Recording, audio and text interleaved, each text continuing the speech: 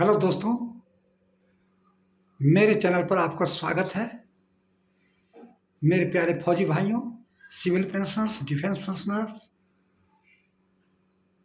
आप लोगों को मेरे चैनल से पर स्वागत है। शुरू से लेकर लास्ट तक आप पूरी वीडियो देखिएगा, तभी आपको स्टोरी मालूम होगा।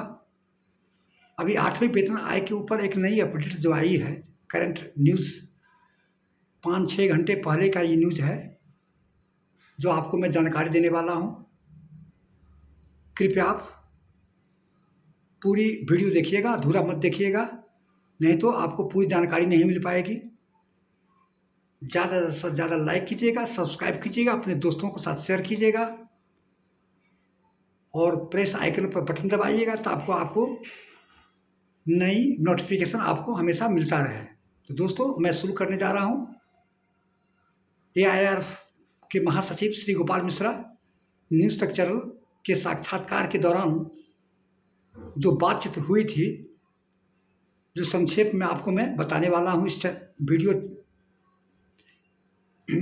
के माध्यम से। तो दोस्तों, कृपया आप पूरी वीडियो देखिएगा, अधूरा मत देखिएगा, नहीं तो आपको जानकारी नहीं मिल पाएगी। अभी शिव गोपाल मिश्रा AIRF के महासचिव न्यूज़ तक चैनल के साक्षात्कार के दौरान जो बातचीत हुई थी, उसका 4-5 जो है मेन आपको मैं बताने वाला हूँ। वह क्या है कि किस कारण से डिले हो रहा है, 8वां वेतन आयोग सरकार डिले क्यों कर रही है, इसका कारण बताऊंगा। दूसरा है कि आपको शिव गोपाल मिश्रा जी बोले हैं कि भले हमको 2.86 फिटमेंट फैक्टर नहीं मिले, लेकिन 2.57 जो 7वां वेतन आयोग में जो फिटमेंट फैक्टर मिला था, उससे कम हम नहीं लेंगे। तीसरा जो बताए थे, NPS OPS पर वार्ता हुई थी, उसके बारे में पूरी जानकारी दिए, उसके बारे में जानकारी दूंगा। ये 3 टॉपिक पर मैं आपको जानकारी दूंगा।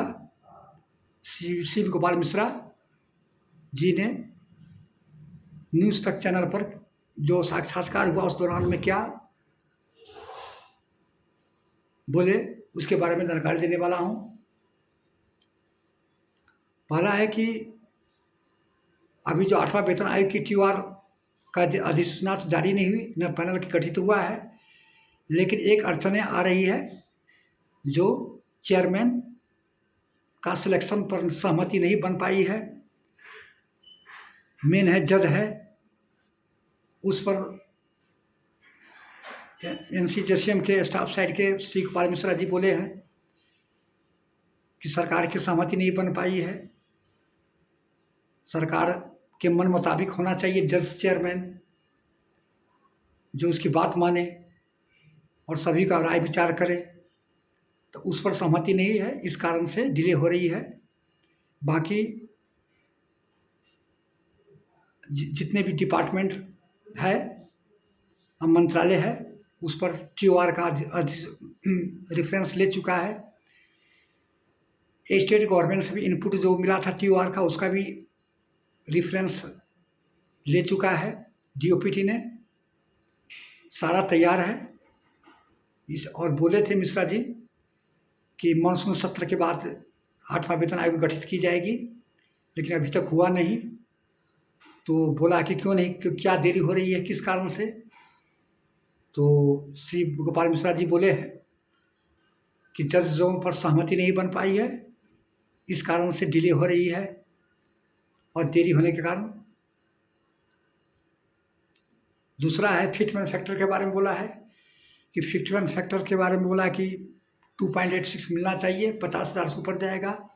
इसके बारे में गोपाल मिश्रा जी बोले हैं कि इसके बारे में हम कुछ बता नहीं सकते हैं, जब तक सरकार TOR अधिसूचना जारी नहीं करती है।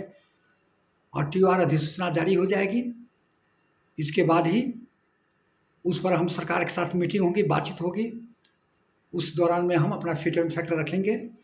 लेकिन ये बोले हैं कि जो 7वां वेतन आयोग में 2.57 दिया था, उससे हम कम लेंगे नहीं फिटमेंट फैक्टर, भले हम उससे ज़्यादा 2.57 से जितना ऊपर दे, लेकिन उससे कम लेने का कोई सवाल ही नहीं उठता है। तो दोस्तों, यदि 2.57 यदि फिटमेंट फैक्टर हो जाता है तो न्यूनतम जो है 18,000 से लगभग आपको 42 या 44-45 हज़ार के आसपास में, 42 से लेकर 45 हज़ार के बीच में आपका लगभग न्यूनतम बेसिक पे होगा 2.57 से। ये गवर्नमेंट पर डिपेंड है कि हो सकता है 2.57 दे या ना दे, लेकिन गोपाल मिश्रा जी जो न्यूज़ तक चैनल पर बोले उसके अनुसार मैं आपको अकॉर्डिंग के अनुसार बता रहा हूँ कि बोला 2.57 से हम कम लेंगे ही नहीं। तो वही मैं बता रहा हूँ कि यदि 2.57 यदि कम नहीं होगा तो आपको 40 से लेकर 50 हज़ार के बीच में आपको बेसिक पे हो जाएगा। और दूसरी बात मैं आपको बता रहा हूँ कि जजों पर सहमति नहीं हो पाई, इस कारण से डिले हो रहा है। और फिटमेंट फैक्टर के बारे में आपको बता ही दिए हैं।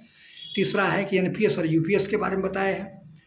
तो बोला है कि जो एनपीएस से लेके जो ये एनपीएस जो अब 30 सितंबर तक डेडलाइन था, इसके बाद डेट बढ़ाएगी नहीं, लेकिन बोला है कि उसमें बहुत कम ही आदमी इच्छुक जो कर्मचारी है यूपीएस में जा रहा है। तो बोला है कि ये तो अफसरों का गाइड है और फाइनेंस वाले हैं कि एनपीएस वाले को यदि यूपीएस में नहीं जाता है तो एनपीएस वाले को रिटायरमेंट में 15 से लेकर 20 करोड़ रुपया मिलेगा।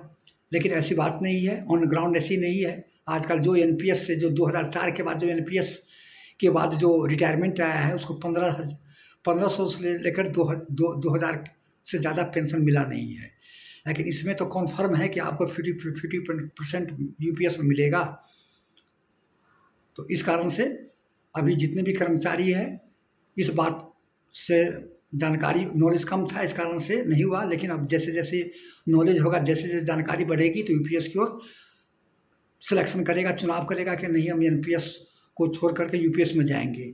तो ये सारी बातें न्यूज़ तक चैनल में कम से कम आधा 40 से लेकर 45 मिनट तक साक्षात्कार हुआ था। उस बीच में मैं आपको शॉर्टकट में आपको बताया हूँ। 2-3 टॉपिक है, बहुत तरह की बात हुई थी। और फिर ये बोला भी है कि अभी के नया जो भी समाचार में इससे पहले मैं आपको लॉन्ग वीडियो पर बना कर दिए थे कि 8 महीना में रिपोर्ट देगा और अगले नेक्स्ट दीपावली में गिफ्ट देगा। तो NCGSM के अध्यक्ष श्री गोपाल मिश्रा जी बोले कि बहुत खुशी की बात है कि यदि सरकार यदि 8 महीना में यदि दे देती है तो बहुत अच्छी बात है कि अगले नेक्स्ट दीपावली तक। लेकिन 1 जनवरी 2026 से ही हमको हमारा 8वां वेतन आयोग पे लागू होगा। लेकिन दिक्कत जो फंस रही है, दिक्कत आ रही है अलाउंस के बारे में कि जो 7वां वेतन आयोग में अलाउंस के एरियर नहीं दिया था, तो हो सकता है कि सरकार दे या ना दे, लेकिन इस पर हम गंभीर रूप से अपना पक्ष रखेंगे। और पिछले वेतन आयोग में जो अलाउंस का नहीं दिया था तो इस पे कमीशन में हम अलाउंस के बारे में सरकार को बोलेंगे कि यदि आप लेट करती है या 7 या 8 महीना 1 साल यदि देरी हो जाती है 8वां वेतन आयोग लागू होने में, तो अलाउंस को भी एरियर दिया जाए और मिलना चाहिए। जैसे बेसिक पे का एरियर देता है उसी तरह अलाउंस का। तो दोस्तों, ये थी सब जानकारी, इसलिए मैं अपने चैनल के माध्यम से शॉर्टकट में आपको बताया हूँ। ये 40 से लेकर 50 मिनट का है, तो इसलिए मैं शॉर्टकट में आपको बताया हूँ कि श्री गोपाल मिश्रा जी ने क्या क्या न्यूज़ तक चैनल पर बोले हैं, उसकी जानकारी दिए हैं। कैसा लगा कमेंट कीजिएगा, लाइक कीजिएगा, सब्सक्राइब कीजिएगा, अपने दोस्तों के साथ शेयर कीजिएगा। यदि अच्छा लगा तो कमेंट कीजिएगा कि क्या सरकार इस पर सहमत एग्री होती है कि नहीं होती है, कितना फिक्स मिलेगा, किस कारण से डिले हो रही है, देरी हो रही है। इन सब कारणों से आप लोग उसमें कमेंट चाहता हूँ कि कमेंट कीजिएगा, हम उसका रिप्लाई देंगे। तो दोस्तों, ये जानकारी थी। लाइक कीजिएगा, सब्सक्राइब कीजिएगा। लाइक में कोई पैसा नहीं लगता है, इसलिए लाइक कीजिए और सब्सक्राइब कीजिए, अपने दोस्तों के साथ कीजिए और कमेंट कीजिए। जय हिंद, जय भारत।